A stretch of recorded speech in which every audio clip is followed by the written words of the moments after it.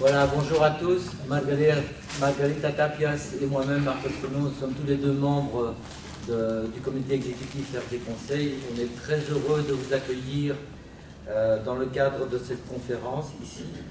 Alors, petit rappel, vous savez que les différentes sections de RD font des conférences. RD Conseil a déjà fait quelques conférences cette année. Pour rappel, on a traité différents sujets. Les thèmes abordés étaient la nouvelle loi du bail à Bruxelles, aussi ce qu'il faut savoir lors de l'achat d'un bien, d'une vente immobilière, appartement, une maison.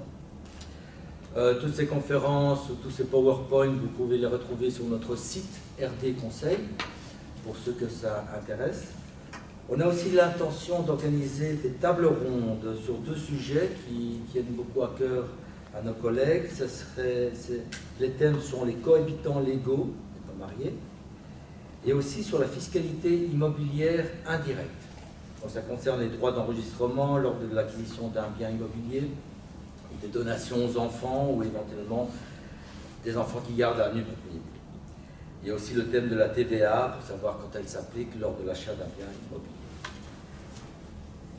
Je rappelle aussi qu'on a organisé des portes ouvertes assez importantes qui ont eu pas mal de succès. Et ça a pour thème les assurances. Donc nous avons des nouveaux courtiers en assurance qui sont venus se présenter, des assurances qui sont importantes, l'assurance hospitalisation qui est très en vogue pour le moment, mais aussi d'autres assurances, ça peut aller de l'assurance auto jusqu'à l'assurance incendie. Petit rappel, le 31 janvier, donc c'est l'année prochaine, dans un mois et demi, on aura un thème abordé qui est très important, parce que malheureusement très en vogue pour le moment, puisqu'il s'agira des divorces et de la garde partagée. Aujourd'hui, nous abordons un nouveau thème. Le thème s'appelle les nouvelles lois sur les successions et sur les régimes matrimoniaux. Il va être présenté par Maître Arnaud Gillard, ici présent. Je vous signale que si tous ces thèmes vous intéressent, ils sont sur le site de RD Conseil. Donc vous pouvez retrouver les PowerPoint et aussi bien les thèmes abordés. Avant de passer la parole, je vous rappelle qu'il y a une série de questions-réponses qui se tiendront à la fin. Donc n'hésitez pas à poser vos questions, tout ce qui vous passe par la tête. C'est le moment de vraiment éclaircir tous ces sujets-là. Donc ce thème aujourd'hui, c'est les nouvelles lois sur les successions et sur les régimes matrimoniaux.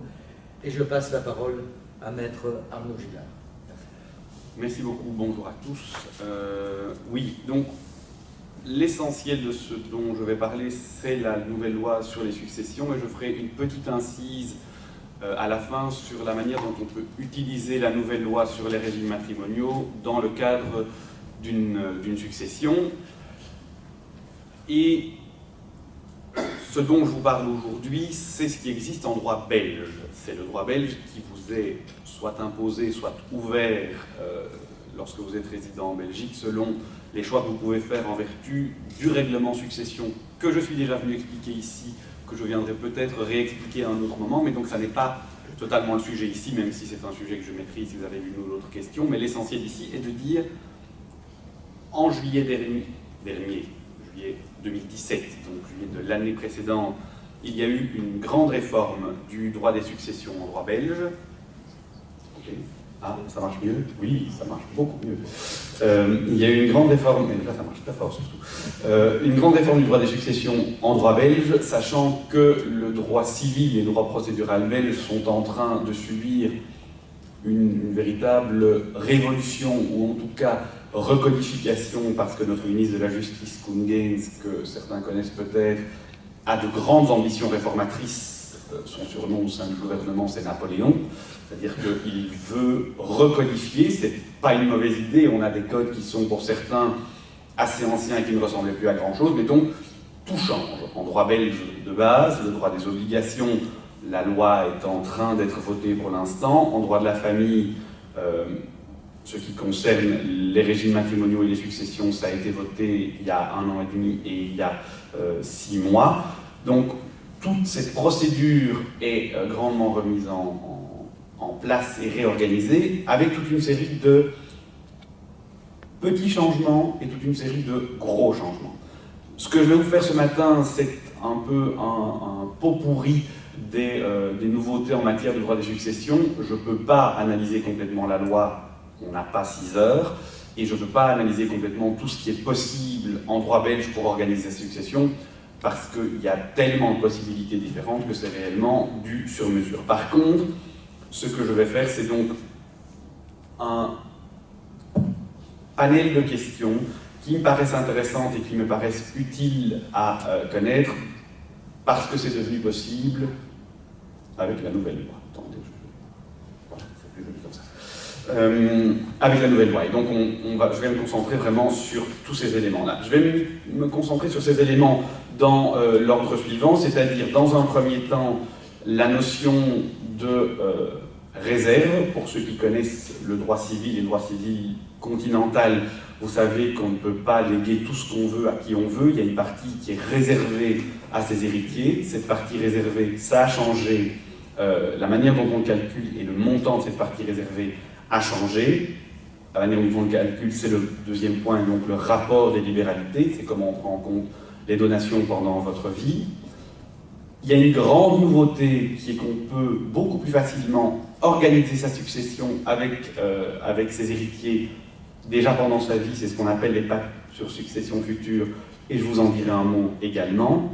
Et je vous dirai également ce qui est possible, comme ça avait été annoncé, notamment pour les familles recomposées, grâce à cette nouvelle loi sur les successions. Et c'est à ce moment-là également qu'on jettera un coup d'œil à la nouvelle loi sur les régimes matrimoniaux, puisque ces deux évolutions permettent de mieux préparer sa succession, notamment quand on a des familles ou des enfants de plusieurs lits ou des familles recomposées. Premier point donc, la réserve héréditaire et la réduction. La réserve héréditaire, comme je vous l'ai dit, c'est la part réservataire qui est promise, qui est garantie à ses héritiers en ligne directe. De quoi parlait-on avant? De quoi parle-t-on aujourd'hui? En droit belge, même si vous faites un testament, la partie qui, jusqu'à l'arrivée de la nouvelle loi, donc sous l'ancienne loi, était réservée à vos enfants, était évolutive. Si vous aviez un enfant, il devait recevoir au moins la moitié de votre patrimoine. Je vais vous expliquer ensuite ce qu'on entend par votre patrimoine. Si vous en aviez 2, il devait recevoir au moins... il devait se partager au moins 2 tiers, et si vous en aviez 3 ou plus, il devait se partager au moins 3 quarts. La nouvelle loi a changé ça et dit, c'est pour tout le monde la même chose, la moitié va aux descendants, l'autre moitié, vous en faites ce que vous voulez. Ça, c'est la réserve des descendants. Et donc, les descendants doivent au moins obtenir la moitié de tout ce que vous aviez. Attention, la moitié de tout ce que vous aviez, c'est calculé sur la base de l'article 922 du Code civil, c'est-à-dire la moitié de ce que vous aviez pendant votre vie. Ça n'est pas ce qui reste à votre décès. Pour calculer ce qui sert de base à cette moitié, on prend en considération tout ce qui reste au moment du décès, plus tout ce que vous avez donné pendant votre vie. Et donc, si au moment de votre décès, je prends des chiffres ronds, il reste 1 million d'euros en valeur, maison, compte en banque, etc. Mais que pendant votre vie, vous avez donné à des neveux, à des cousins, à votre compagne du moment, votre compagnon du moment, à certains des enfants, mais pas à tous, une somme également d'1 million, pour une valeur également d'1 million d'euros, les 50% sont calculés sur cette masse recomposée des 2 millions d'euros.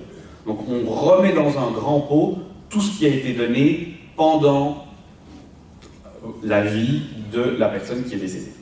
Ça n'a pas changé. La manière dont on calcule cette masse, elle n'a changé que sur les détails. Et donc, on remet bien dans un pot commun, dans un pot général, tout ce qui a été donné et tout ce qui reste. Par contre, ce qui existait précédemment et qui n'existe plus aujourd'hui, c'est ce qu'on appelle la réserve des ascendants. C'est-à-dire que quand vous n'aviez pas d'enfants, et que vous aviez encore vos parents, ou vos frères et sœurs, eux avaient droit au minimum à 1/4 de cette masse dont je viens de vous parler. Donc l'argent remontait, entre guillemets. Cette réserve-là, donc le fait qu'on ne puisse pas enlever totalement, vous ne puissiez pas totalement déshériter ses parents ou ses frères et sœurs, ça n'existe plus. Ça a été supprimé par la nouvelle loi. On peut aujourd'hui, si on n'a pas de descendants, et sous réserve de si on est marié, mais si on n'a pas de descendants et qu'on n'est pas marié, on peut léguer sa fortune ou ce qu'on a à qui on veut. Il n'y a plus du tout de réserve par rapport à ça. C'est une réforme relativement pertinente parce que ça avait des impacts parfois un peu idiots qui faisaient remonter le patrimoine chez des personnes souvent relativement âgées, voire très âgées.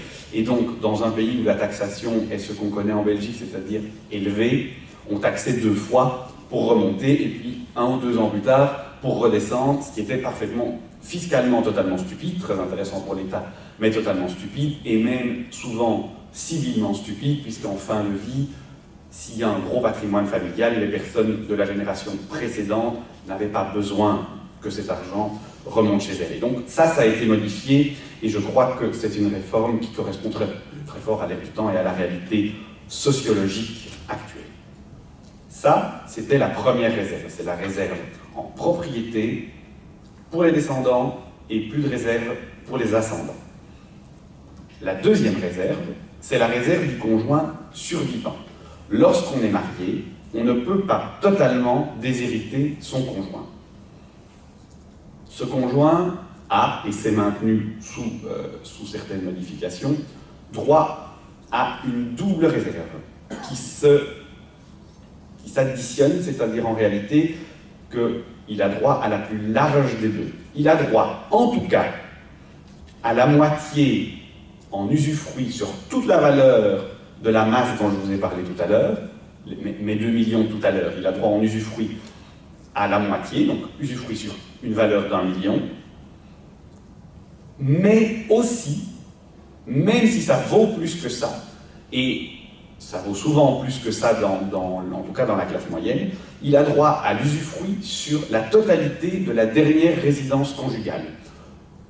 La raison derrière ça est évidente, c'est que le conjoint survivant ne puisse pas être éjecté de la maison dans laquelle le couple vivait par des enfants, soit ses propres enfants, soit des enfants d'un premier lit, donc il doit être garanti de pouvoir rester dans cette maison. Ça c'est maintenu, et ce que la loi ajoute, c'est que le droit au bail retombe automatiquement sur ce conjoint survivant également. Imaginons que je sois marié, que je loue seul la maison dans laquelle nous vivons. Au moment de mon décès, sur base de l'ancienne loi, le contrat de bail devenait caduc et prenait fin automatiquement. Sur la base de la nouvelle loi, mon épouse devient automatiquement la nouvelle preneuse du bail, aux mêmes conditions. En réalité, elle me remplace dans les conditions du bail, on peut y mettre fin de la même manière ou pas. Mais donc, c'est intéressant si vous êtes locataire, mais c'est important aussi si vous êtes propriétaire, parce que, du coup, il n'est pas inutile de demander, et ça n'est pas interdit, à vos locataires, leur état civil, puisque s'ils sont mariés,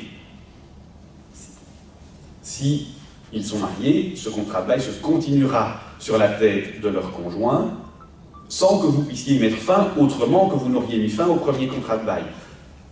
En gros, si le conjoint survivant gagne 5 fois moins bien sa vie que le décédé et n'hérite de quasiment rien, peu importe, vous êtes bloqué avec ce nouveau locataire, donc c'est pas inutile de s'informer de ce côté-là aussi. Ça, c'est la réserve qui existe aujourd'hui pour le conjoint survivant. Alors, une grande évolution, ça c'est un petit peu technique, mais je pense que la raison derrière ça est très intéressante et à nouveau assez juste, donc je vais l'expliquer également. C'est que pour calculer cette réserve du conjoint survivant, on est censé prendre le calcul de la masse dont je vous ai parlé tout à l'heure. Ce qui reste au moment du décès, plus tout ce qui a été donné pendant la vie, usufruit sur la moitié de ça, va au conjoint survivant. Mais, pour ce qui concerne le conjoint survivant uniquement, ce que l'on rajoute, donc tout ce qui a été donné, c'est uniquement ce qui a été donné pendant le mariage. Pas ce que j'ai donné, par exemple, à mes enfants d'un premier mariage, avant de me remarier. Ça, c'est sorti définitivement. Pour le conjoint survivant, c'est sorti définitivement de mon patrimoine et il ne pourra pas exiger d'usufruit sur cette partie-là. C'est assez cohérent, c'est-à-dire qu'en réalité, il a l'usufruit sur tout ce qui existait au moment où on s'est marié. Et si je fais des donations après ce mariage, alors c'est pris en compte. Si ça avait été déjà donné avant, ce n'est pas pris en compte. C'est, par rapport aux familles recomposées, une des nouvelles méthodes de planification et d'organisation qui est intéressante, puisque du coup, si vous souhaitez vous assurer que vos enfants d'un premier lit ne soient pas désavantagés ou ne soient pas en conflit avec votre nouveau conjoint, parce que vous savez que les choses sont compliquées entre eux, ou que vous craignez que les choses puissent l'être, un jour ou l'autre, eh bien, si vous faites des donations, même avec réserve d'usufruit, donc si vous donnez un appartement que vous avez à ce moment-là à vos enfants, juste avant de vous remarier, on est dans cette nouvelle application du paragraphe 2/1, et donc ça, c'est pour eux, c'est acquis, et le conjoint survivant ne pourra jamais dire cette donation avec réserve d'usufruit, en réalité, c'est une véritable donation qui est une donation postposée. La jurisprudence le considère en général comme ça, surtout le fisc, mais civilement aussi. Et il ne peut pas dire non, non, mais en réalité c'est une donation, moi je veux mon usufruit sur cet appartement que monsieur, juste avant qu'on se marie, a donné à ses enfants. Non, ça c'est définitivement exclu et c'est aujourd'hui parfaitement clarifié par le nouvel article 915 bis. C'est donc une manière d'organiser sa succession de manière assez intelligente et sans que ça puisse être contesté par ses enfants d'un premier lit après un second mariage par exemple. Ça, c'est la première modification importante. La deuxième modification, et c'est de nouveau un peu technique, mais c'est important aussi, c'est ce qu'on appelle l'imputation de l'usufruit. En gros, vos enfants héritent au minimum de la moitié de tout ce que vous avez, et votre conjoint hérite au minimum de l'usufruit sur la moitié de tout ce que vous avez. L'usufruit sur la moitié de tout ce que vous avez, un usufruit, quand il y a une différence d'âge un peu importante, ça peut être quelque chose de très handicapant. Si, à 45 ans, j'hérite de la maison d'un de mes parents, mais que mon beau-père ou ma belle-mère a 50 ans, en réalité, c'est un bien que je risque de ne jamais voir, puisque cet usufruit va être dessus, il pourra l'occuper, il ou elle pourra l'occuper, il ou elle pourra en percevoir les loyers, et au jour de son décès, je serai peut-être moi-même décédé. C'est un cas de figure qui arrive souvent, c'est un cas de figure qui, soyons réalistes, arrive plus souvent en cas de seconde épouse plus jeune, qui a parfois le même âge que les enfants d'un premier lit. Et jusqu'à la Réforme, les héritiers devaient supporter l'usufruit à proportion de ce qu'ils recevaient dans la succession. Si je recevais un tiers du tout, je me tapais un usufruit en valeur sur un tiers de ce que moi-même j'avais reçu. Aujourd'hui, ça n'est plus ça. Aujourd'hui, c'est par priorité la quotité disponible. Donc ce qui a été donné ou ce qui a été légué par le défunt, c'est par priorité sur cette quotité disponible que va s'imputer l'usufruit. Et donc c'est les héritiers, pour autant que ce soit possible, ils ont de la pleine propriété, les héritiers en ligne directe, et ce sont les autres qui vont devoir supporter l'usufruit. Et ça n'est que s'il n'y a pas assez dans cette partie donnée ou léguée à des tiers qu'on va aller mettre de l'usufruit sur les descendants du défunt. Ça, c'est une grosse modification, et c'est une modification, à nouveau, qui est importante et qui est utile pour les enfants d'un premier lit. Ou dans un lit aussi, je vois plus souvent le scénario dans des enfants d'un premier mariage, parce que ça les protège beaucoup mieux que ce qu'ils ne l'étaient au préalable. Ça, encore un gros changement. Ça, c'est ce que je viens de l'expliquer, il y a juste une faute de frappe, c'est pas l'article 915, c'est 915 bis et 914 qui expliquent cette nouvelle imputation de l'usufruit et qui va devoir supporter cet usufruit sur ce qu'il reçoit dans la succession. Une autre nouveauté, à nouveau qui n'existait pas et qui est très très utile dans le cas d'une planification, c'est la renonciation préalable à réduction. La renonciation préalable à réduction, d'où est-ce que ça vient? Si le défunt a trop donné pendant sa vie, et que les héritiers disent « mais du coup, nous, notre moitié, elle n'est plus là », celui qui a reçu trop par rapport à ce que le défunt pouvait donner doit rendre à la succession, on va voir comment il doit rendre, mais il doit rendre à la succession ce qu'il a reçu en trop. Eh bien, il est possible maintenant que les héritiers, donc ceux qui pourront demander le retour de ce qui a été reçu en trop, soient partis à l'acte de donation et disent « non, non, c'est bon, sur ça, je ne réclamerai jamais rien ». Donc ça, c'est acquis à celui qui le reçoit aujourd'hui. Je renonce définitivement à toute réclamation par rapport à cet argent, même si ça a un jour comme impact que je n'ai pas ma part minimale réservée. Mais, dit la loi, c'est quand même pris en considération pour le calcul de la masse 922, 1 million plus 1 million, j'y reviens encore une fois. Alors ça, c'est pas clair. Donc je vous écris que ça ne peut pas impacter les autres héritiers, parce que si ça peut être invoqué par celui qui a renoncé, alors c'est le serpent qui se mord la queue et l'article ne sert à rien. On part du principe que le législateur ne rédige pas d'articles qui ne servent à rien. C'est un beau principe, c'est pas toujours le cas, mais c'est un beau principe. Et donc forcément ça veut dire quelque chose, et comme ça veut dire quelque chose, ça ne peut être interprété que c'est pas parce que moi j'ai dit non, non, cet argent-là, ma belle-mère pourra le garder, que mes frères et sœurs sont tenus par ce que j'ai dit. Donc eux, évidemment, peuvent dire on veut récupérer cet argent, et eux peuvent dire cet argent-là doit donc être considéré dans le calcul de notre minimum à recevoir. On n'a pas encore de décision de justice sur ça, donc ça c'est mon interprétation, on verra ce que les tribunaux en penseront. Je viens de vous dire que celui qui a trop reçu, donc qui n'est pas un descendant, ou qui est un descendant mais qui a reçu trop par rapport à sa part, celui qui a trop reçu doit rendre à la succession. Jusqu'à la réforme, le principe était qu'il devait rendre en nature. En gros, il a reçu un très beau Picasso, et ce très beau Picasso, ça fait qu'il n'y a plus assez dans la succession pour payer les autres, il devait rendre le Picasso en nature, tel quel. Pas le choix, sauf si les autres héritiers étaient d'accord.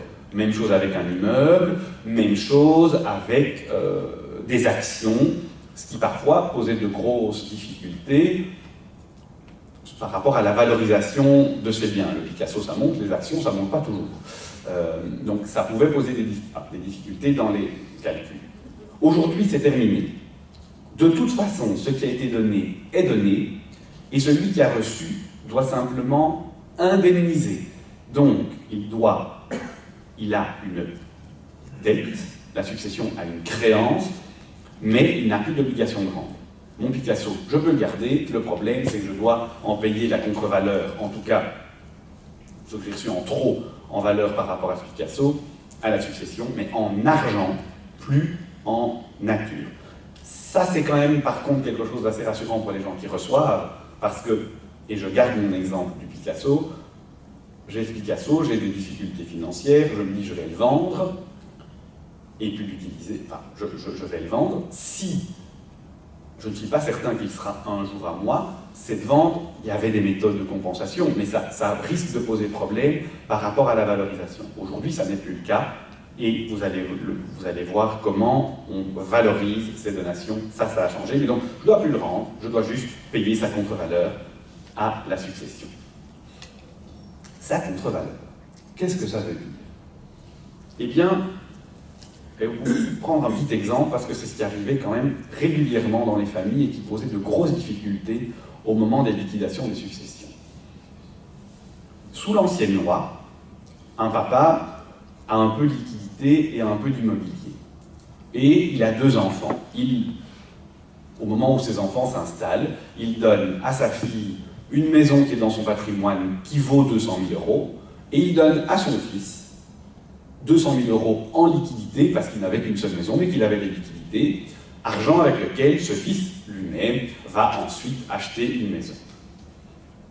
Il meurt 20 ans plus tard, la maison donnée à la fille, je pars du principe que le marché immobilier est exactement le même, que ça a évolué de la même manière. La maison donnée à la fille à 200 000, 20 ans plus tard, elle en vaut 500. La maison que le fils a achetée pour 200 000, 20 ans plus tard, elle vaut 500 aussi. Mais la règle était que l'argent n'évoluait pas alors que les biens évoluaient. Donc pour évaluer ce que chacun avait reçu, on se mettait dans l'état à la date de la donation, la valeur à la date du décès. La maison, état date donation 200 000, valeur date décès 500 000. L'argent, valeur date donation 200 000, principe de nominalisme monétaire, débile, mais c'est un principe qui existe depuis le Code Napoléon, 200 000 euros en 1980, en 2000, sinon c'était pas 2 euros, 200 000 euros en 2000, c'est 200 000 euros en 2018. Pas un centime d'évolution. Ça crée du coup de grosses difficultés parce que la fille dit « Quoi, moi on estime que j'ai reçu 500 000 alors que mon frère, qui a en fait avec ses 200 000 acheté la même maison que la mienne qui vaut aussi 500 000 euros, lui on estime qu'il a juste reçu 200 000, donc il a encore droit à 300.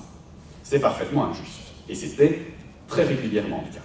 Ça, la nouvelle loi le prend enfin en considération, ça fait 10 ans qu'on le demande, au moins,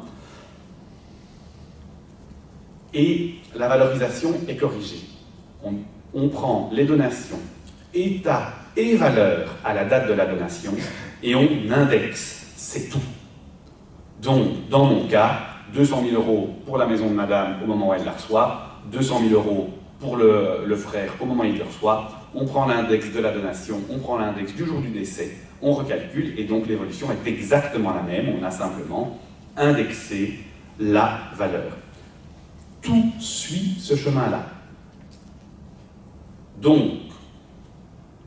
ça peut poser des problèmes par rapport aux biens qui, eux, dévaluent, puisque je mets œuvres d'art, les œuvres d'art qui dévaluent beaucoup, c'est assez rare. Par contre, des actions, imaginons, exemple classique, mais que le jour où l'un des deux a reçu une maison, l'autre a reçu des actions Eurotunnel pour 200 000 euros. Pas que tu décèdes il y a 3 ans, les actions Eurotunnel, ça vaut plus rien, zéro. Pas de chance, application de la nouvelle loi, ça valait 200 000, on indexe, il y a des correctifs, je ne vais pas aller dans tous les détails des correctifs, mais le principe c'est que on estime qu'il a reçu ces 200 000 euros. Ça a été le cas, on a eu beaucoup de successions en Belgique avec ces difficultés-là par rapport à des actions Société Générale, qui a été rachetée par BNP Paribas ensuite, actions de Société Générale qui ont été totalement dévalorisées par le gouvernement pour sauver la banque. Ça valait plus rien. Par contre, et donc dans ce système-là, les gens qui avaient reçu des actions Société Générale auraient été complètement eus, et c'est un risque qui continue à exister, essentiellement, en tout cas en Europe, avec les titres en bourse, aux États-Unis par exemple, ou dans des pays d'Amérique latine, ou dans des pays du sud de l'Europe, avec de l'immobilier. On a de l'immobilier en Belgique, ça n'est pas encore arrivé, mais il y a des pays, la Grèce, l'Italie, où l'immobilier a très fortement dévalué, et malheureusement, cette dévaluation, sauf à avoir une inflation négative, enfin, un index négatif, donc une déflation, ça ne bougera pas, et donc il peut y avoir des grosses difficultés à cet égard-là aussi. C'est quand même mieux qu'avant, parce que les cas de grosse dévaluation sont moins fréquents, en tout cas en Belgique, que les cas de grosse évaluation des biens, notamment immobiliers. Ça, c'est ce qui se passe quand on n'organise pas ou très peu. Ce sont les nouvelles grandes règles de réserve et de calcul de valeur des donations. Qu'est-ce qui est maintenant ouvert et qui ne l'était pas auparavant? Je vous en ai déjà dit un mot, c'est ce qu'on appelle les pactes sur succession future. Je vous ai déjà dit qu'il était possible de renoncer, au moment de la donation d'un de ses parents, de renoncer à toute revendication sur ce qui a été donné. Et donc de dire, non, ça, c'est donné à cette personne-là, je ne viendrai jamais rien réclamer. C'est déjà un pacte sur succession future, c'est un pacte précis, qui n'existait pas avant et qui est maintenant ouvert. Un pacte sur succession future, la définition qui en est donnée par la jurisprudence, c'est que c'est un contrat écrit dans lequel le futur défunt convient à l'avance avec ses héritiers de la manière dont ses biens seront partagés après sa mort. C'est ça. Avant la réforme, le principe c'était non, ça on ne peut pas faire. On ne partage la succession d'un défunt qu'au moment où il est décédé. Et on ne peut pas se mettre d'accord avant ça, sauf toute une série d'exceptions que je vous ai mis dans les slides, mais que je ne vais pas vous expliquer, qui sont essentiellement des exceptions qui étaient faisable dans le cadre des régimes matrimoniaux, c'est-à-dire qu'on pouvait, certains d'entre vous l'ont peut-être, le pacte de Valkenich par exemple, c'est ça, c'est dire qu'on fait une communauté et c'est ce qu'on appelait au dernier vivant, c'est-à-dire que la communauté va au survivant des deux époux et ne descend pas, la moitié de celui qui décède ne descend pas aux héritiers, c'est l'autre qui reçoit tout. C'est pas toujours très très malin, ça c'est une bonne manière de déshériter ses enfants quand on est remarié, mais donc ça c'était déjà possible, ça reste possible. Mais ce qui devient possible aujourd'hui, qui n'était pas du tout, et qui va donner beaucoup de travail, à mon sens, aux avocats et aux notaires, c'est ce qu'on appelle un pacte global. Il est donc aujourd'hui, sous toute une série de conditions que je vais voir ensuite, mais il est aujourd'hui possible pour le père et la mère, ou pour le père ou la mère, de faire un pacte qui réunit tous ses héritiers présomptifs, au moment où il le signe, en ligne directe descendante, et de décider qui va recevoir quoi.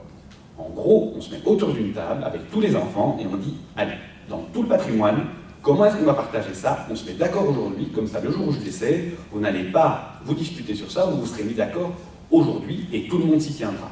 C'était interdit, c'est autorisé avec toute une série de conditions. Les premières conditions sont des conditions de fond, c'est-à-dire qu'il y a, les beautés de la loi, l'exigence d'un équilibre. Un équilibre, ce n'est pas une égalité, c'est un équilibre, eu égard à ce que chacun a déjà reçu, aux avantages que certains peuvent avoir reçus. Les avantages, c'est quoi? C'est certains professeurs disent, ben voilà, à toi je vais payer de longues études aux États-Unis, à l'autre rien du tout. Ça c'est un avantage que tu as reçu, qui fait peut-être que tu gagnes mieux ta vie aujourd'hui, donc ça peut être compensé. Est-ce que ça passera, est-ce que ça ne passera pas? On ne sait pas, on n'a pas encore de jurisprudence. Aux situations respectives, à nouveau, un a de plus gros revenus ou pas, l'un a un enfant handicapé qui nécessite des soins importants et donc a besoin de plus de fonds, donc je décide de l'avantager parce que ça me paraît important qu'il y ait un suivi médical de bonne qualité.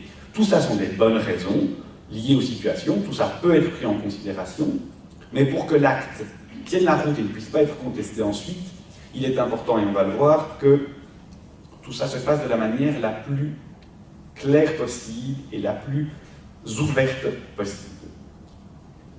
Il y a la possibilité de gratifier des petits-enfants en lieu et place des enfants. En gros, je peux dire, dans un pacte successoral avec mon père, dire, non, ok, moi, ma part, elle va déjà à mes enfants. L'intérêt, là, il est essentiellement fiscal.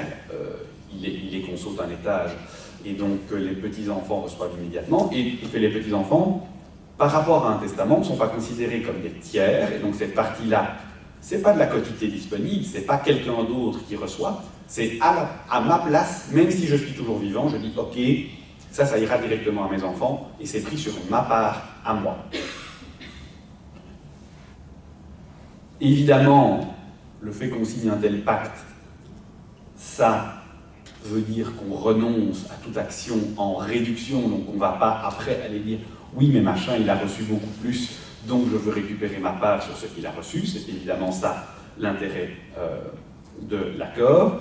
Et si l'époux ou l'épouse signe le document, il est aussi, lui, présumé avoir renoncé à toute action en réduction, et donc si ça entache son usufruit dont je vous ai parlé tout à l'heure, tant pis, il y a également renoncé. Toutes ces renonciations-là, c'est vraiment du tout nouveau, ça n'existait pas du tout, et ça va permettre de clarifier les situations avant le décès, bien mieux que ça n'était possible de le faire avant. L'autre possibilité, c'est le pacte ponctuel, c'est ce que je vous ai dit tout à l'heure. Rappart, c'est la renonciation anticipée à une donation.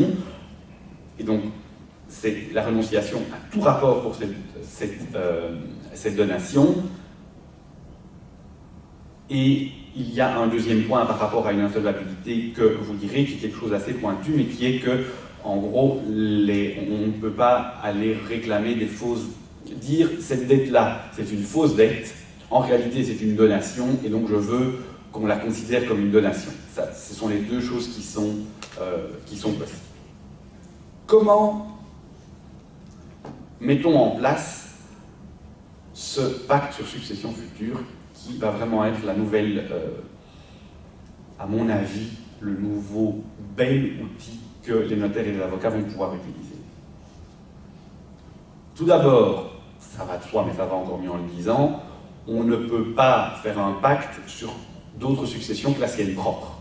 C'est-à-dire que je ne peux pas faire un pacte sur succession future en disant, je vous explique ce que je veux dire sur la succession d'un tiers, je ne peux pas dans ce pacte dire tout ce que je recevrai lorsque mon père décédera ira à mon fils numéro 1. Ça, c'est un double pacte. Pour faire ça, il faudrait en fait que mon père soit parti à l'acte, puisque c'est un pacte sur sa succession. Je ne peux faire des pactes que sur la mienne et que sur les biens dont je dispose ou dont je sais disposer au moment où je fais ce pacte. Dire une succession future que je vais recevoir ira à telle personne, ça reste un pacte qui est interdit.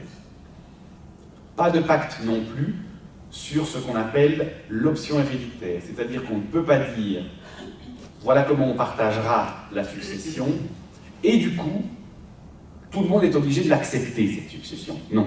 Il reste la possibilité, au moment du décès, d'aller vérifier qu'il n'y a pas plus de dettes que ce qu'il y a comme actif, et donc, on n'est pas obligé, même si on signe cet acte de partage anticipé, d'accepter la succession. On peut y renoncer, mais alors on dit, ben alors je ne prends rien du tout dans la succession, ni l'actif ni le passif, mais cette possibilité-là reste ouverte. Vous avez bien compris que le pacte, c'est un pacte qui dit comment on partagera au moment du décès. Ce n'est pas une donation aujourd'hui. Juste on se met d'accord et en disant au moment du décès de la personne qui fait le pacte, voilà comment on partagera. Donc il reste propriétaire, et s'il fait plein de dettes, qu'il claque tout son argent entre-temps, les héritiers peuvent toujours renoncer à la succession.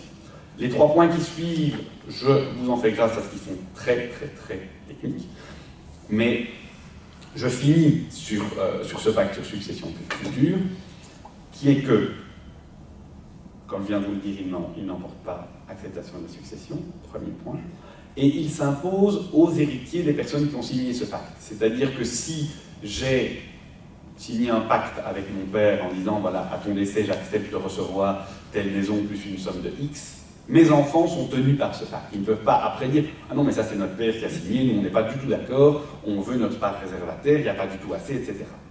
Ils sont tenus par ça, et ce qui est assez logique, ils sont tenus par mes 3 et obligations au moment de mon propre décès, donc ils sont tenus par ma signature, puisqu'ils viennent par substitution dans la succession de leur grand-père. Quelles sont les formes? Les formes, ici, sont en réalité des garanties, des garde-fous, pour être certain que ce pacte ne va pas être une manière de léser un des héritiers en lui faisant signer un document dont finalement il n'a pas vraiment compris la portée. Donc c'est quelque chose de très important, et le législateur y a été attentif. Premier point, un pacte comme ça, il est reçu par un acte notarié. Ça donne déjà une certaine solennité, on va chez le notaire est obligé de lire le pacte de la première à la dernière ligne, ce qui attire tout de même l'attention. C'est plus rassurant et plus cadré que à la fin d'un repas le dimanche midi, où tout le monde est là, où tout le monde a peut-être un petit peu bu, en disant allez, on va signer le partage de la succession de papa, tac tac tac, tout le monde signe et on garde ça au coffre. Non, ça c'est pas possible. C'est un acte notarié, premier point. Deuxième point, ce qui est les points suivants sont des éléments qui correspondent assez bien au disclosure qui existe en droit anglo-saxon, c'est-à-dire une obligation de véritable information de chacun des signataires. Ce qui est très peu le cas en droit belge. On a très peu ces obligations d'information parfaites. Ça rend parfois les choses très difficiles. Donc, au minimum 1 mois avant la signature, chaque signataire doit avoir reçu un exemplaire du document qui sera signé, et le notaire doit s'en réserver la preuve. Donc, les notaires vont adresser par recommandé à chacun des signataires une copie de l'acte, première chose. Dans cette communication, le notaire somme toutes les parties à une réunion explicative où tout le monde peut venir poser des questions, qui n'est pas encore le jour où on va signer, c'est-à-dire qu'il y a une réunion qui doit obligatoirement être fixée, où tout le monde est convoqué, pas obligé de venir, et peut venir poser des questions au notaire, qui voit son obligation d'information augmenter, comme il le voit également dans la nouvelle loi sur les régimes matrimoniaux. Les notaires ne sont pas hyper fans de cette loi parce que leur responsabilité a très très fort été augmentée, et dans cette loi-ci, et dans la loi sur les régimes matrimoniaux, ce qui va faire exploser leur prime d'assurance, ça c'est une évidence. Mais donc, obligation d'information de la part du notaire, possibilité pour chacun des signataires de demander ce qu'on appelle un colloque singulier, donc de voir le notaire en seul à seul, ou de se faire informer et conseiller par un conseil, et sûrement un avocat ou un autre notaire. À nouveau, le notaire étant obligé d'informer de ces éléments-là et devant donc s'en réserver la preuve, donc les notaires vont mettre dans l'acte. Nous, notaires, avons informé les parties qu'elles pouvaient prendre un conseil indépendant et qu'elles avaient le droit de nous rencontrer seul à seul. Ça va devenir une nouvelle clause de forme, mais elle doit être là. Et le pacte, puisque en réalité c'est un testament accepté, c'est quoi un pacte sur succession future? C'est un testament qui est déjà accepté par les héritiers. Comme c'est un testament accepté, il est inscrit au registre central des testaments, qui est le registre dans lequel tous les testaments déposés chez un notaire sont enregistrés. Le registre ne connaît pas le contenu, mais le registre connaît l'existence. Et donc, tout notaire peut interroger ce registre, taper mon nom, et dire « Ah, cette personne-là, il y a un testament ou un pacte, et donc il y a un document pour lui chez le notaire machin. » Et donc, au moment du décès, on interroge le notaire machin en disant « Tiens, vous avez quelque chose pour Arnaud Gillard ?»« Oh oui, attendez, je vais rechercher dans mes archives. » Hop, voilà. Et voilà, c'est un pacte pour succession future ou c'est un testament, mais vous en avez l'information. Et donc, c'est évidemment tout l'intérêt de ces mesures de publicité. Le dernier point sur lequel j'irai un petit peu plus vite, mais qui est l'impact de ces réformes sur les familles recomposées, parce que ça n'est pas sans un certain intérêt, c'est, vous l'avez compris, c'est la réduction de la réserve, le fait que la part réservée à mes enfants soit diminuée, me permet évidemment de beaucoup plus facilement avantager les tiers, et donc, par exemple, un nouveau conjoint au détriment de mes héritiers légaux. Première chose. Deuxième chose, Deuxième chose, les pactes sur succession future. Je viens de vous l'expliquer en long et en large, mais si tout le monde va le signer, ça permet d'organiser la succession de manière beaucoup plus précise en cas notamment de recomposition familiale, et ça permet que tout le monde le signe, notamment le nouveau conjoint qui ne pourra alors pas contester, je vous ai expliqué, s'il est simplement présent, qui ne pourra alors pas contester ce partage. Et donc, ça, c'est la deuxième possibilité qui permet, dans la nouvelle loi, de mieux modaliser sa succession, notamment en cas de famille recomposée.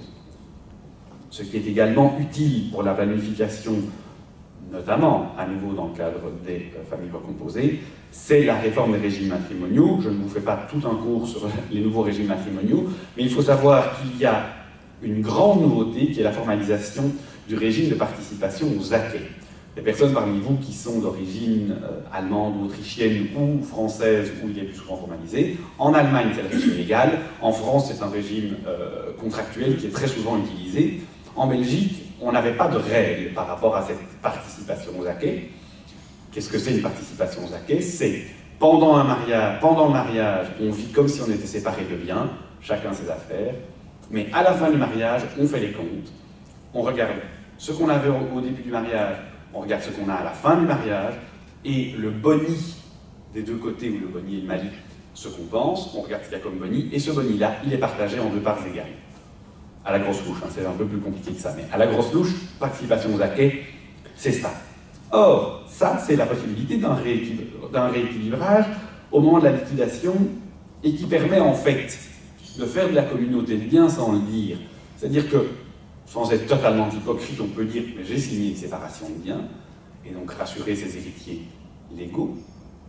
mais avec une participation aux acquis, et donc par cette participation, rassurer son conjoint qui dit oui mais si tu te sacrifies pendant 10 ans pour ma carrière, ce que ça a rapporté, tu pourras en avoir ta moitié au moment, soit où nous divorçons, ce n'est pas nécessairement ce qu'on dit, mais en tout cas au moment où je décède, sans que mes enfants puissent venir le réclamer. Voilà, j'ai plus ou moins fait le tour des grandes lignes de cette réforme. Il y a encore plein d'autres choses, n'hésitez pas si vous avez des questions, mais ça me paraissait être les éléments les plus utiles dans le cadre d'une planification successorale, sachant que, comme vous êtes fonctionnaire ici au Conseil, donc nombre parmi vous ont des nationalités qui ne sont pas des nationalités belges, le règlement succession vous permet, pour les aspects civils, de choisir d'autres lois que la loi belge, ou de choisir la loi belge. Ça ouvre encore bien plus largement le champ des possibles, mais ici, je me suis focalisé, comme je vous l'ai dit, sur la loi belge, sachant que vous pouvez en choisir d'autres, soit celle de votre nationalité, soit celle de votre résidence habituelle. Merci. Voilà, merci beaucoup, maître. Sujet très intéressant et thème très intéressant, puisque nous avons vu qu'il y a pas mal de points qui ont changé et qui peuvent nous impacter. Je vous dis, pardon, juste un mot. Puisque vous êtes résident habituel en Belgique, si vous ne faites pas de testament en raison de ce règlement, c'est la loi que je viens de vous expliquer qui s'appliquera à votre succession. Mais je propose tout de suite de passer à les questions-réponses. Si vous avez des questions, n'hésitez pas. Je vais essayer d'allumer tout d'abord le micro et de vous le passer. Voilà, Richard, on va te passer le micro.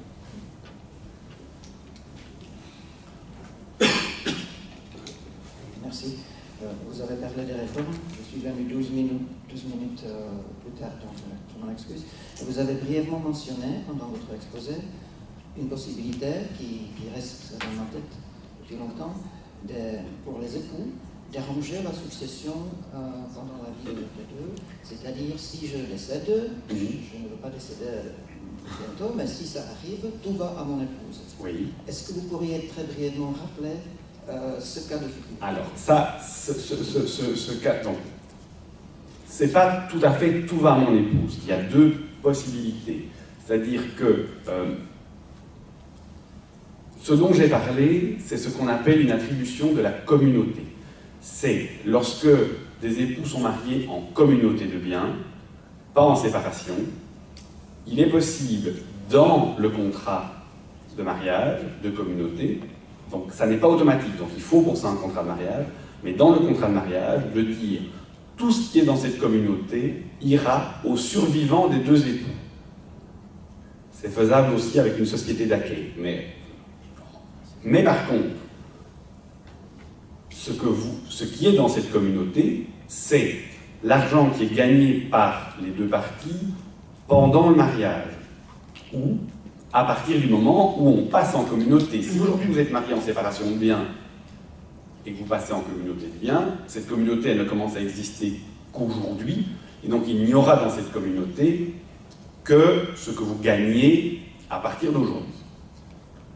Il y a la possibilité d'apporter dans cette communauté des biens que vous avez déjà aujourd'hui, mais ça c'est considéré comme une donation. Et donc vous allez vous retrouver avec mon calcul de dire ça en réalité c'est une donation, ça vient en considération dans le calcul de la réserve des héritiers.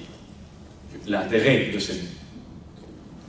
cette organisation, c'est évidemment si on a des enfants et qu'on souhaite que tout aille à son conjoint plutôt qu'à ses enfants. Et donc si c'est ça l'idée, la communauté, avec l'attribution de la communauté aux survivants, c'est utile, mais ça ne permet pas de résoudre tous les problèmes, puisque si vous êtes aujourd'hui en séparation de biens ou pas marié, ce que vous apportez dans la communauté, c'est considéré comme une donation quand même. Merci. Encore une question. Marc, il avait une question. Ça fait rien, ça fait rien. On va passer à Marc. On attend. Tout le monde pourra poser ses questions. Oui, merci. Comment peut-on avoir connaissance, identifier une donation si le défunt n'a pas fait part de son vivant? Et deuxièmement, comment peut-on distinguer une donation d'un cadeau? Par exemple, un de vos enfants se marie, vous lui faites un cadeau en argent, est-ce que c'est une donation ou pas? Je vais d'abord répondre à la deuxième question qui est la plus facile. La différence entre une donation et un cadeau, c'est assez clairement précisé par la jurisprudence, c'est-à-dire que les cadeaux, c'est ce qu'on appelle les cadeaux d'usage. Vous donnez un très beau service en argent à un de vos enfants au moment de son mariage, c'est un cadeau, ça n'est pas une donation. Vous lui achetez une maison au moment de son mariage, c'est plutôt une donation, sauf si vous êtes comme certains de mes clients terriblement riches et que vous offrez une maison à vos enfants chaque année pour leur anniversaire. Alors c'est un cadeau. C'est l'usage. Donc ça, c'est par rapport à l'organisation de la famille. Tout comme, je parle d'un service en argent, un très très beau service en argent historique qui vaut 50 000 €. Il y a des familles où, vu le patrimoine ou l'organisation familiale, c'est un cadeau de mariage. Il y a des familles chez qui c'est un très bel investissement et c'est une véritable donation. Donc, c'est eu égard aux circonstances. Ça, c'est la question facile. La question compliquée, c'est si le défunt n'en a pas fait part, précisément. C'est toute la difficulté, c'est la difficulté des avocats au moment des successions contentieuses, c'est retrouver les donations. Et donc, on fait avec ce qu'on a. Il y a moyen d'interroger les banques. À partir du moment où vous êtes héritier, vous pouvez interroger les banques et obtenir tous les mouvements financiers sur les 10 dernières années. C'est une chose, en ce compris à l'étranger, on parvient même à les avoir au Luxembourg maintenant. C'est pas facile, mais on finit par les avoir. Mais c'est tout, c'est-à-dire que il est difficile d'obtenir toutes les informations si vous ne savez pas où chercher. Ça, c'est évident. Sachant que dans une succession contentieuse, à un moment, de toute façon, tout le monde va devoir prêter serment. La prestation de serment, c'est de dire « je jure que dans le document qui est là devant moi, il y a tout. Je n'ai rien reçu d'autre. » Si, à un moment ou à un autre, on parvient à démontrer que vous n'avez pas tout déclaré dans ce document-là, vous êtes coupable de recel successorale. Ça veut dire que tout ce que vous avez reçu, vous n'avez pas déclaré, vous perdez tout droit dessus. C'est partagé entre les autres. Vous devez le rendre, et non seulement vous devez le rendre, mais ça ne tombe pas dans le pot commun, c'est partagé entre les autres. Mais on a... Sinon, oui, parfois, on essaie avec des détectives privés de retracer de l'argent, on essaie avec des banquiers, il y a parfois des montages financiers très compliqués qu'on essaie de retracer en disant mais en réalité ça c'était de l'argent de monsieur qui est passé par 3 holdings différentes. Parfois ça marche, parfois ça ne marche pas. Merci. Jean. Il y avait une question. Il y avait une question pour la salle.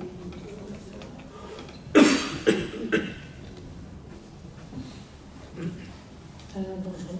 Voilà. J'ai une question concernant, vous avez dit, on peut choisir la loi belge ou de la loi de son nationalité. Maintenant, j'ai un cas maintenant, il était anglais, mais il a changé la nationalité en Allemagne. Oui. Et maintenant, qu'est-ce qui se passe pour la succession? Alors, parce qu'il y a des biens en Angleterre. alors ça, il y a plusieurs possibilités. Soit il n'y a pas de testament dans lequel la personne qui décède choisit la loi applicable. Dans ce cas-là, c'est la loi, s'il est président de l'Union européenne, c'est la loi du pays dans lequel il a sa dernière résidence habituelle au moment de son décès. Si c'est la Belgique, c'est la loi. Il a un testament pour les biens en Angleterre, anglais. Alors, si ce testament dit que les biens en Angleterre sont soumis à la loi anglaise, et qu'au moment où il arrive, donc c'est ça qu'il faut voir. Est-ce que... Ce solliciteur, voilà, il faut voir si, explicitement ou implicitement, la personne dit « je veux que ça soit la loi anglaise qui est appliquée ». S'il dit « en gros, ma succession sera partagée en application du Inheritance Act de 1900, je ne sais plus combien », oui, il a fait le choix de la loi anglaise. Il n'a pas dit « je choisis la loi anglaise », mais implicitement, il l'a fait. Par contre, s'il dit « ma maison du Yorkshire va à telle personne, celle-là, une autre, etc. », là, il ne fait pas le choix d'une loi. Et donc, c'est la loi de sa dernière résidence habituelle qui s'applique. Et il peut faire le choix de la loi anglaise pour autant qu'il ait la nationalité anglaise au moment où il rédige le testament, même s'il la perd après. Et il aurait même aussi pu faire le choix de la loi allemande, parce que la loi de la nationalité qu'il a au moment de son décès est valable aussi, mais alors il faut savoir qu'on aura la nationalité allemande au moment de son décès, alors qu'on n'a pas au moment où on rédige son testament. Ça me paraît rare, mais ça marche quand même. Merci. Et, oui, enfin, je suis pré-Brexit hein, avec tout ça. Post-Brexit, j'ai pas encore vu tout le contrat, donc je sais pas. Aussi une question sur le régime matrimonial. Donc s'il y a une séparation de biens, et quand même il y a des biens qui sont achetés, et c'est une personne qui les achète, mais ce qui est inscrit dans le cadastre, c'est la moitié à deux partenaires. Alors qu'est-ce qui se passe avec cet attribut? Donc, la propriété de l'immeuble est très clairement, ça c'est incontesté, c'est moitié-moitié. Si l'acte d'acquisition dit que c'est moitié-moitié, la propriété est moitié-moitié et la plus-value est partagée moitié-moitié. Ça c'est incontournable. Ce qui peut éventuellement faire compte au moment d'une succession ou d'un divorce, c'est la maison est au nom des deux, mais c'est un seul qui a tout payé. Ça peut faire compte dans certaines conditions. C'est-à-dire que si celui qui a tout payé était le seul qui avait un revenu et que c'était l'organisation familiale, la jurisprudence pour l'instant estime que c'est une participation normale aux charges du ménage. En gros, c'était sa part. Et le fait que l'autre soit propriétaire de la moitié, c'était le deal du couple. Et donc à la fin, on partage moitié-moitié. Par contre, s'il y avait des revenus parfaitement équivalents qu'on parvient à démontrer, mais c'est pas facile, je peux vous dire qu'on rame pour obtenir ça, qu'on parvient à démontrer qu'il y en a un des deux qui a fait des économies alors que l'autre a financé la maison, il y a éventuellement moyen de récupérer la moitié qu'on a payée en trop. Mais ça n'est pas simple, clairement. Si l'immeuble est au nom des deux et que l'organisation familiale fait qu'un seul des deux rembourse la maison, en général, cette maison est malgré tout au nom des deux. Parce qu'on estime que c'était le contrat familial qui a été acté. C'est la raison pour laquelle cet immeuble a été mis au nom des deux. Encore une question, oui? Oui, j'aimerais revenir. Je pense que ça marche. Ok. Ah non.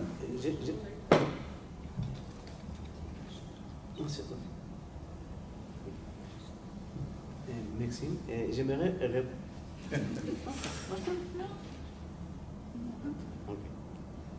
Sinon, je répéterai votre question. Allez-y, comme ça, Merci. nous entendons. J'aimerais revenir à la question qui a posée la collègue concernant les endroits différents où se trouvent les biens. La question de l'Angleterre, par exemple.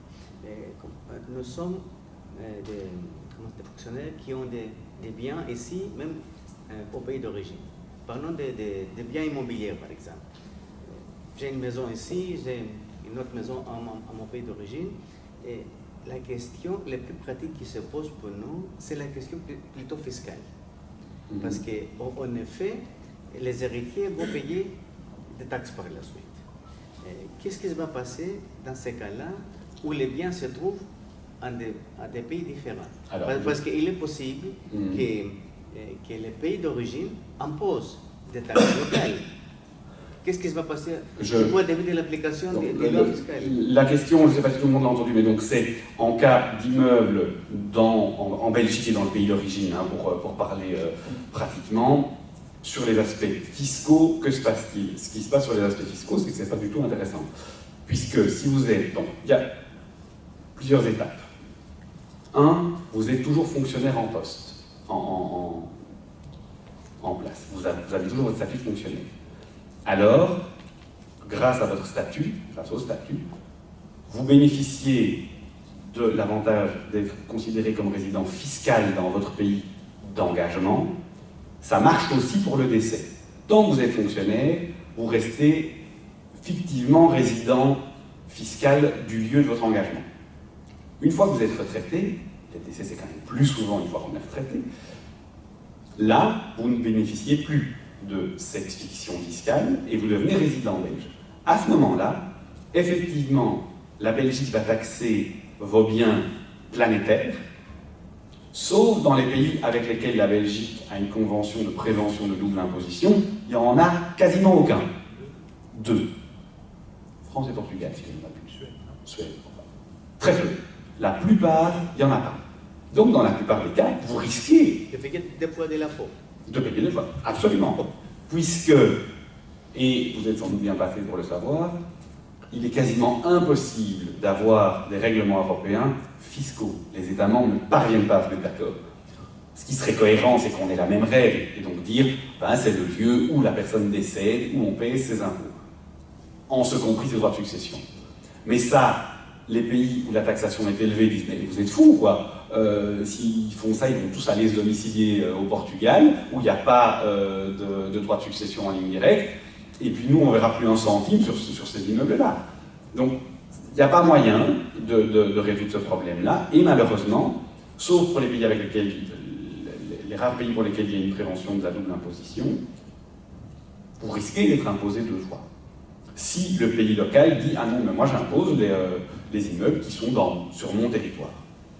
Si je quitte Belgique, par exemple, après ma retraite, pour mon immeuble ici, le fisc belge va le taxer ici? Ça dépend. Il y a une possibilité. Il y a une possibilité. Donc, si vous retournez dans votre pays d'origine et qu'un bien est situé en Belgique, c'est le droit fiscal. Hein, ça, c'est moins ma matière. Moi, je fais du civil normalement. Mais donc, le bien en Belgique risque d'être taxé, mais séparément en valeur unique. C'est-à-dire, pas en masse. Il ne va pas venir gonfler. On ne va pas prendre pour calculer le taux la valeur de toute votre succession. On va valoriser uniquement l'immeuble situé en Belgique.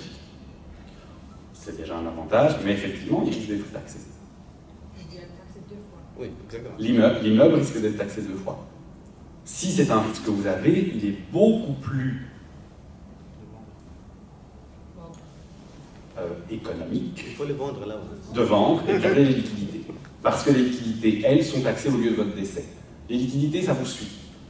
Même les comptes en banque à l'étranger, ça vous suit. C'est présumé être avec vous. Les immeubles, c'est présumé être là où ça se trouve. Bonjour, j'ai une question par rapport à l'usufruit et je vais poser ma question avec un exemple.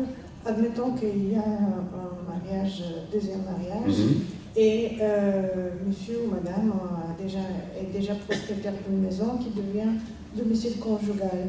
Après le décès, est-ce que l'autre partie a droit de l'usufruit étant donné que la maison était acquise avant le mariage? Oui.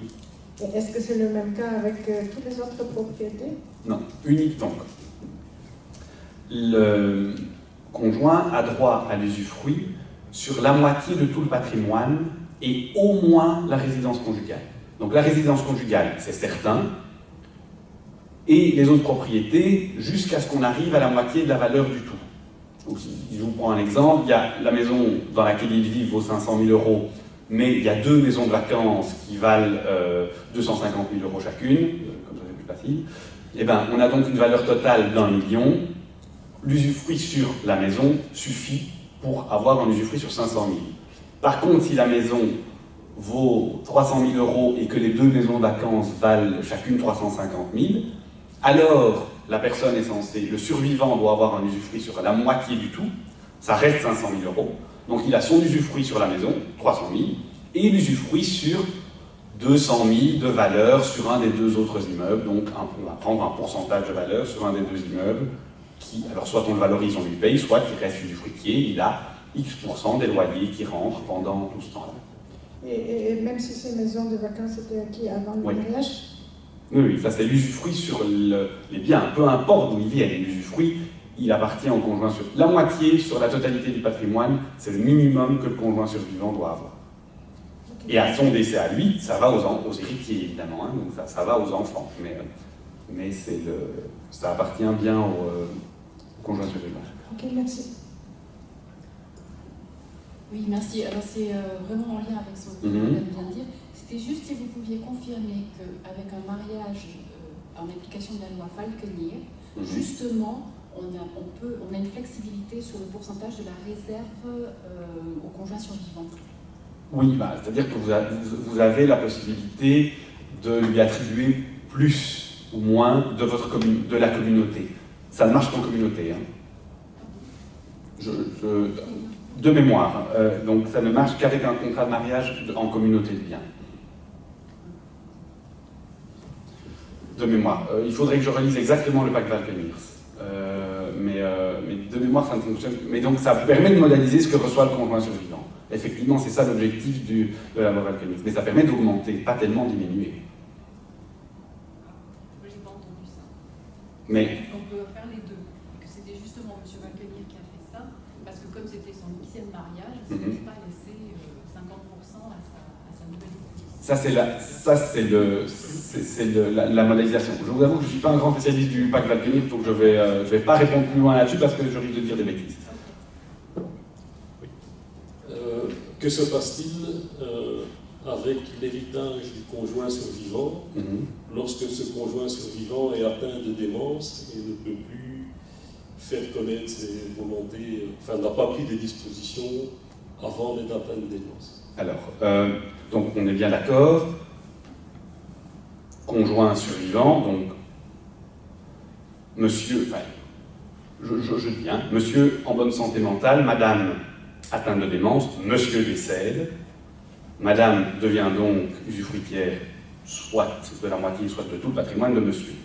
C'est elle qui est atteinte de démence. Dans ce cas-là, si elle n'a rien prévu, la seule, et qu'on craint que les biens soient dilapidés, donc il y a des problèmes de prodigalité ou de gestion, on est dans un cadre général, il doit être placé sous administration provisoire, enfin, qu'on n'appelle plus administration provisoire, qu'on appelle administration tout court, et un administrateur de ces biens peut être désigné par le juge de paix, moyennant le dépôt d'un certificat médical de moins de 15 jours qui confirme cette démence.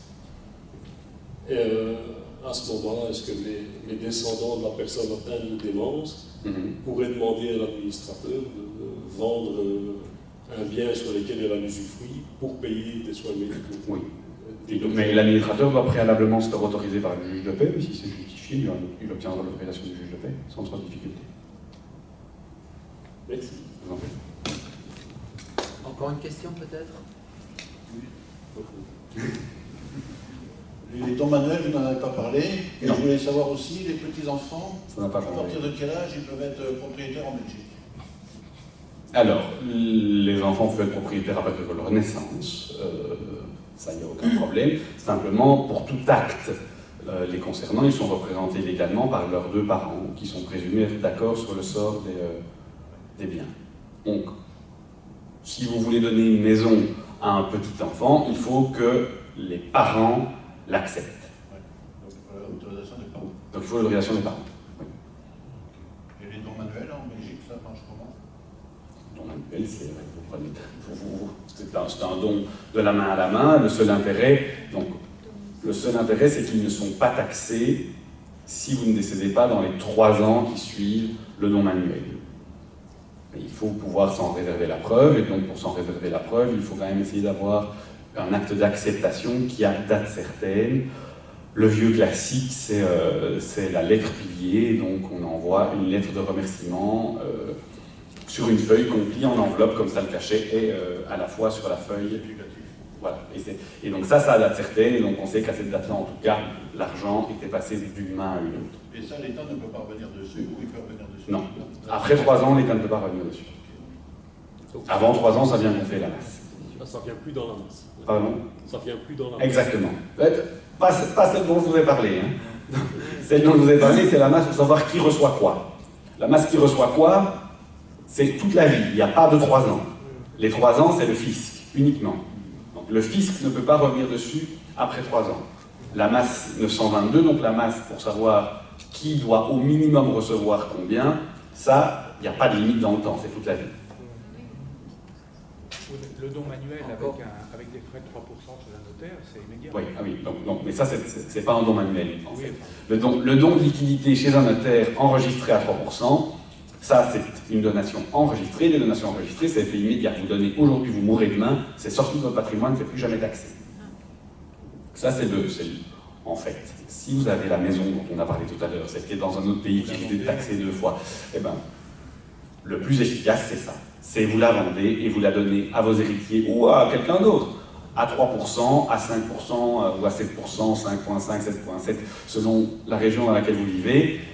Et ça, c'est sorti définitivement de votre patrimoine. Ou si vous vous dites que vous tiendrez encore 3 ans, vous le donnez comme ça et vous accrochez encore pendant 3 ans et c'est même 0%. Et le but, c'est de vendre et de remettre les enfants propriétaires, peut-être, non? Attendez, on va poser les questions les unes après les autres, hein, et pas... il y avait une question juste au fond, gardez vos questions, juste au fond de la salle, il y avait une question. Oui, donc il s'agit d'un appartement acheté par l'enfant et le père, ensemble, à l'acte. L'enfant a 80% et le père 20%, donc le père voudrait donner à l'enfant le 20%, mais à moindre coût, donc moindre taxes, etc. Quelle est la meilleure manière? C'est donation, partage, ou est-ce que ça peut être un cadeau, ou est-ce qu'on peut enregistrer? C'est de l'immobilier, vous n'allez pas réussir à économiser grand-chose.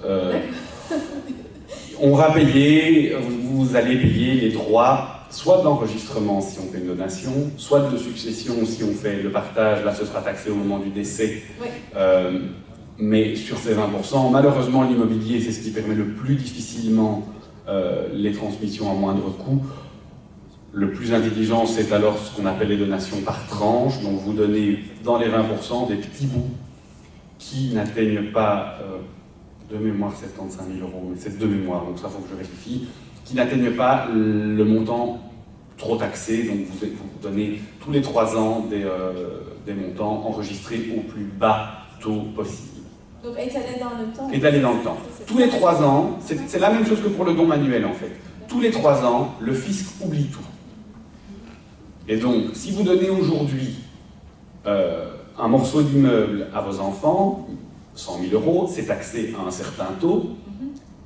Si vous leur redonnez l'année prochaine encore 100 000 €, les 100 000 en plus vont être taxés au taux suivant. Donc on va considérer que on arrive à 200 000 et donc on est taxé au taux entre 100 et 200. Par contre, si vous attendez 3 ans, le fisc a tout oublié, c'est de nouveau 100 000 et donc on est de nouveau, boum, on retombe dans les tranches les plus basses. Et comment ça passe ce don par tranche? Ça c'est une donation simple, c'est une donation immobilière du bien, et par tranche, ça les notaires connaissent les tranches selon les régions, qui sont les tranches les moins taxées. Merci. Encore une question peut-être? Il y en avait? Ici devant, madame. Oui, attendez le micro. Il y a. Bonjour. En cas de double nationalité actuellement, belge et une autre, est-ce qu'on peut alors choisir quelle nationalité on peut être taxé? On revient au civil, hein. Je rappelle, grande règle générale, il n'y a aucune règle qui permet de choisir sa loi fiscale. Ça ne marche jamais. Ça serait beaucoup trop simple. Donc il n'y a aucun règlement qui permet de dire « Ah non, mais moi je veux être taxé selon la loi de tel ou tel pays, de tel ou tel État membre. » Par contre, sur le plan civil, c'est-à-dire qui reçoit quoi, vous pouvez choisir la loi de votre résidence habituelle ou celle de votre nationalité. Si vous en avez 4, une des 4, peu importe. Ça, c'est ce que vous pouvez choisir. Mais il faut pour ça faire un testament qui dit « Je veux que mon patrimoine soit partagé selon la loi de tel pays. » Et les lois qui vous sont ouvertes, c'est donc votre résidence habituelle au moment où vous rédigez, votre résidence habituelle au moment où vous décédez, votre nationalité au moment où vous rédigez, ou votre nationalité au moment où vous décédez. Mais pas fiscalement. Fiscalement, on est toujours à Fiscalement, il n'y a jamais moyen de choisir. Non, ça, malheureusement... Donc il y a moyen d'organiser, mais choisir la loi applicable à son patrimoine. Si vous voulez changer de loi applicable à votre fiscalité, vous devez déménager, avoir le centre de vos intérêts financiers dans un nouveau pays. Comme Johnny Hallyday. Merci, monsieur. Une question.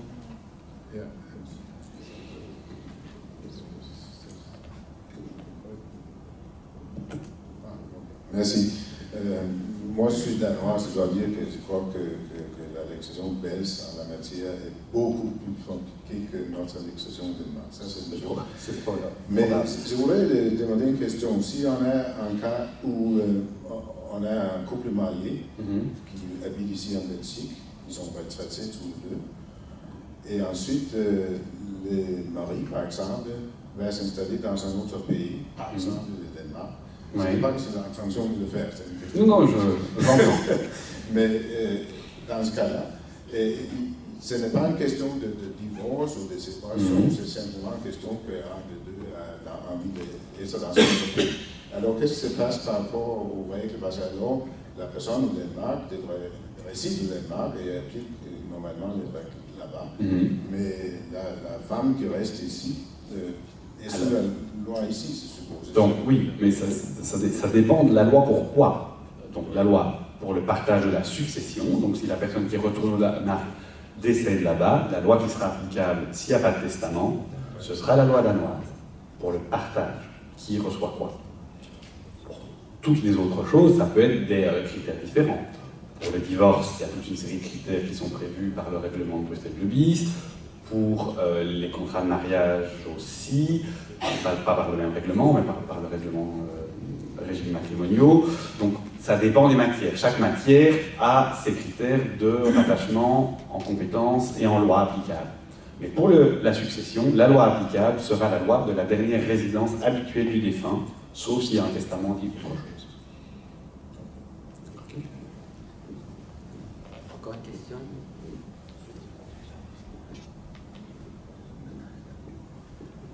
J'ai encore une question. Est-ce que la notion de conjoint de fait, ça existe s'il y a un couple qui n'est pas marié? Est-ce que c'est usufruit et tout le reste? Non, c'est la grosse différence. Alors, 3 types possibles. Mariage, tout ce que je viens de vous expliquer. Cohabitation de fait, aucun droit. Cohabitation légale, droit limité à uniquement la résidence conjugale. Donc ce que je vous ai expliqué sur la résidence conjugale existe comme protection, c'est pas une réserve, c'est donc s'il n'y a pas de testament, le conjoint, le cohabitant légal survivant hérite de l'usufruit sur la résidence conjugale, mais pour tout le reste, il y a beaucoup moins de protection. C'est la grosse différence entre des conjoints mariés et des conjoints qui ne le sont pas. Voilà, merci. Je vois qu'il n'y a plus de questions. Je vous remercie. C'était une très belle conférence et très intéressante, avec pas mal de sujets bien abordés.